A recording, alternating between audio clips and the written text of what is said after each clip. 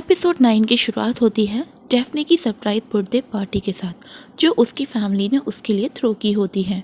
उसकी दादी माँ ने उसके लिए एंक्योवी राइस केक बनाया होता है, जो डेफ्ने को कुछ खास पसंद नहीं आता, और वो वहाँ से कॉफ़ी बनाने के बहाने निकल जाती है।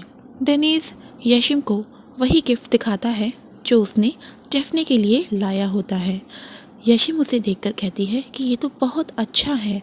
येलिन तभी वहाँ आता है और कहता है इसमें इतना भी क्या खास है, लेकिन डेनिस उसे गिफ्ट नहीं दिखाता और वहाँ से निकल जाता है। यशिम भी वहाँ से जा ही रही होती है कि तभी येलिन उससे पूछता है कि क्या तुम डेफ्ने को पाने के लिए डेनिस की हेल्प कर रही हो।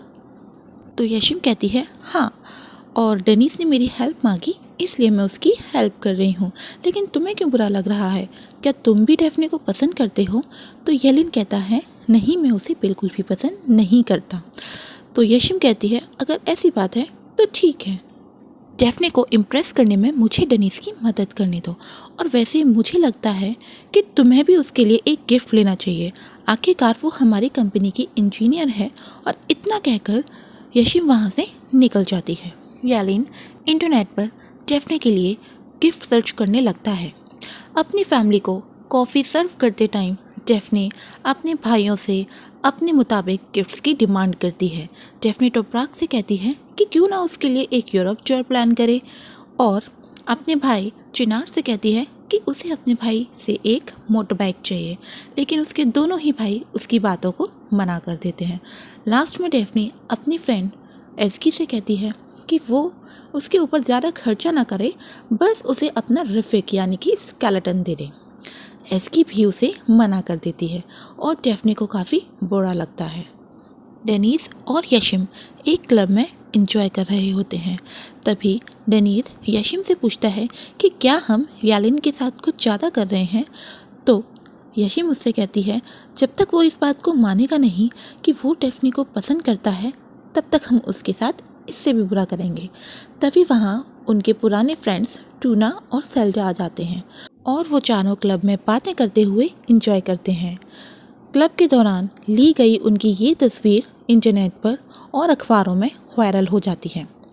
टोप्राक इस्तांबुल से वापस जा रहा होता है कि वो जाते जाते अपने छोटे भाई चिनार को वार्निंग देता है कि अभी तो तुम हंस रहे हो, लेकिन एक दिन तुम्हें भी रोना होगा। जैसे पहले मैं भी लैला से अपनी नज़रें नहीं हटा पाता था, लेकिन अब देखो मेरी क्या हालत हुई है। और चिनार इस बारे में सोचता रह जाता है। अगली सुबह डेनिस और यशिम दोनों चुपके से अपने घर पहुंचते हैं। यशिम डेनिस से कहती है कि वो आज काफ़ी थक गई है, इसलिए ऑफिस नहीं आएगी और डायरेक्ट ही वो शिपिंग कॉन्ट्रैक्ट को साइन करने के लिए चली जाएगी। यशिम जैसे ही अपने रूम में जाती है, उसे वहाँ येलिन मिलता है, जो पहले से ही वहाँ उसका इंतज़ार कर रहा होता है।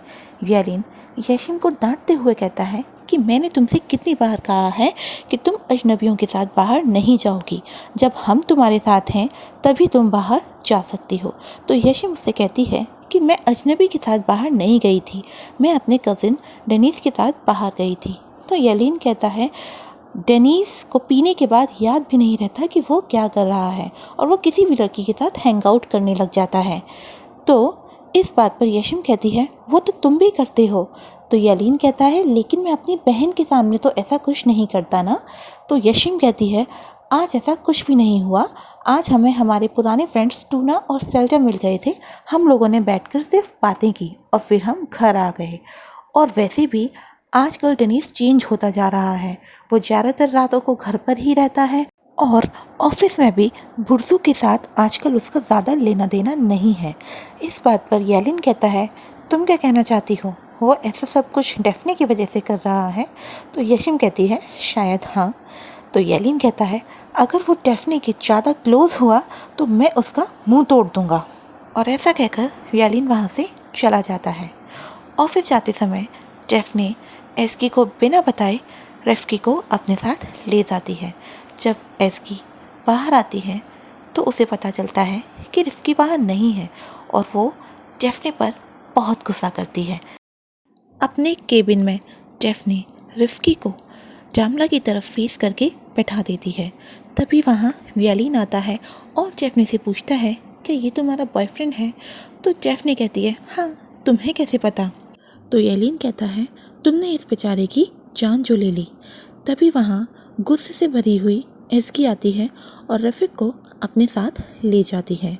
तो डैफ्ने कहती है, हाँ ठीक है, ले जाओ तुम इसे अपने साथ, वैसे भी ये कभी पलटकर जवाब ही नहीं देता। तो इस बात पर येलिन हंसते हुए कहता है, आई एम श्योर तुम इसे बोलने का मौका ही नहीं देती होंगी, और वहाँ से चला जाता है। ऑफिस से निकलते समय एस्की को डेनीज मिलता है। डेनीज एस्की से पूछता है कि तुम यहाँ क्या कर रही हो? तो एस्की उसे बताती है, मैं तुम्हारी स्टॉकर हूँ, तो मैं तुम्हारा पीछा करते हुए यहाँ तक आई हूँ। तो डेनीज उससे पूछता है, और ये तुम्हारे हाथों में कौन है? तो एस्की बताती है, एक्चुअली तुमसे पहले मैं इसकी स्टॉकर थी और यही मेरा विक्टिम भी था, लेकिन ये हमेशा से ऐसा नहीं था, अब ये थोड़ा बदल गया है। ये सुनकर डेनीज डर जाता है और वहाँ से भाग जाता है।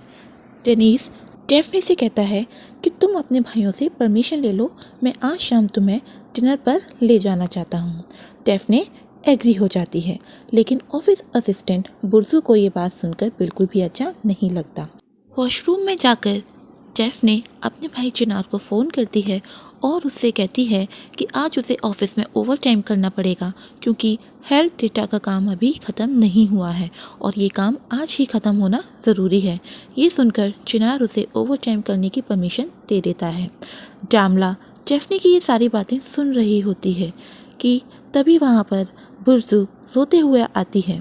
बुर्जू डामला को बताती है कि आज डेनीज डेफ्ने को इवनिंग डिनर पर ले जाने वाला है। ये सुनकर उसे बिल्कुल भी अच्छा नहीं लग रहा, इसलिए वो रो रही है। तो जामला उससे कहती है कि उसे अब रोना नहीं चाहिए और इस डेफ्ने का तो उसे कुछ करना ही पड़ेगा। जामला येलिन को फ़ोन करती है और पूछती है कि क्या आज उसने एम्प्लॉयज़ को ओवर टाइम करने के लिए कहा है। येलिन उसे मना कर देता है। तो जामला कहती है कि लेकिन डेफ्ने ने तो अपने भाई से कहा कि आज उसे ओवर टाइम करना पड़ेगा। तो येलिन कहता है, मुझे नहीं पता उसने ऐसा क्यों कहा, लेकिन मैंने किसी को भी ओवर टाइम करने के लिए नहीं कहा है। तो जामला कहती है, ओह अच्छा, तो अब मेरी समझ में आया। तो येलिन उससे पूछता है, तुम्हें क्या समझ में आ गया? तो जामला उसे बता देती है कि एक्चुअली आज मिस्टर डेनीज ने डेफ्ने को अपने साथ डिनर पर चलने के लिए कहा है, तो शायद डिनर पर जाने के लिए ही उसने अपने भाई से झूठ कहा होगा। ये सुनकर येलिन को बुरा लगता है और वो फ़ोन रख देता है। चिनार इंटरनेट पर यशीम की क्लब वाली फ़ोटो देख लेता है, जिसमें यशीम अपने फ्रेंड को किस कर रही होती है। ऐसा करते देख चिनार को काफ़ी गुस्सा आता है। वहाँ दूसरी तरफ एस्की का कुलीग भी उसे वो फ़ोटो दिखा देता है जिसमें डेनीज उस लड़की के बहुत ही क्लोज़ होता है। ये देखकर एस्की को भी काफ़ी गुस्सा आता है और वो उस अखबार को डस्टबिन में फेंक कर हॉस्पिटल से बाहर निकल ही रही होती है कि तभी वहाँ डेनीज आ जाता है।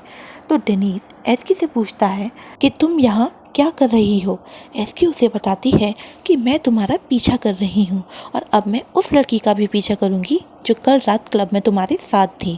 तुम उसे कह देना कि वो मुझसे बचकर रहे, और सिर्फ वो ही नहीं, अब तुम्हारे आसपास जो भी लड़की होगी हर किसी को मुझसे बचकर रहना होगा, क्योंकि मैं सबका पीछा करूँगी।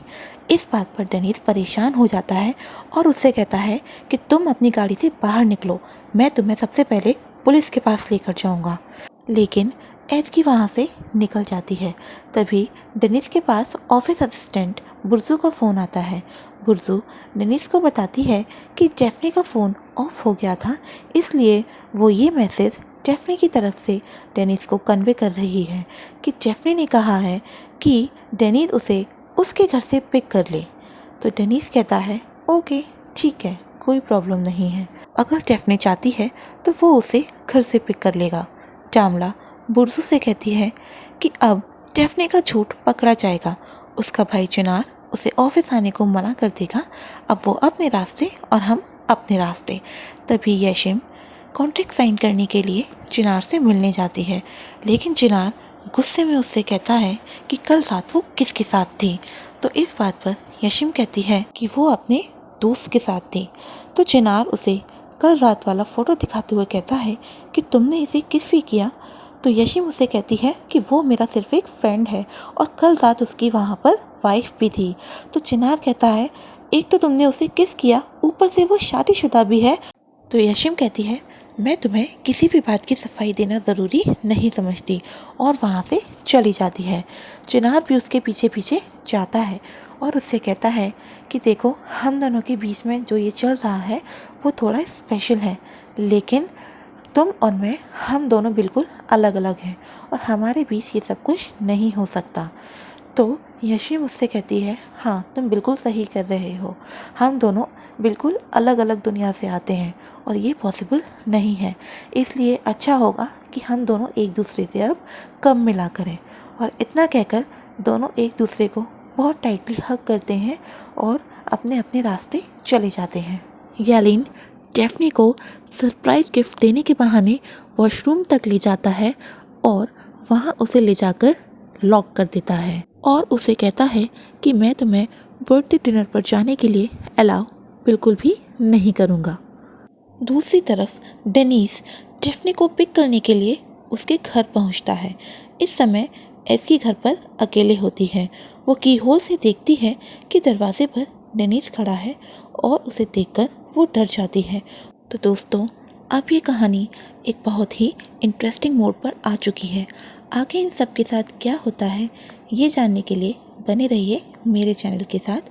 अगर आपको मेरी वीडियो पसंद आ रही है तो इसे लाइक कीजिए, शेयर कीजिए और चैनल को सब्सक्राइब जरूर कर लीजिएगा, जिससे आपको मेरे आने वाले वीडियोस मिलते रहें। Thank you.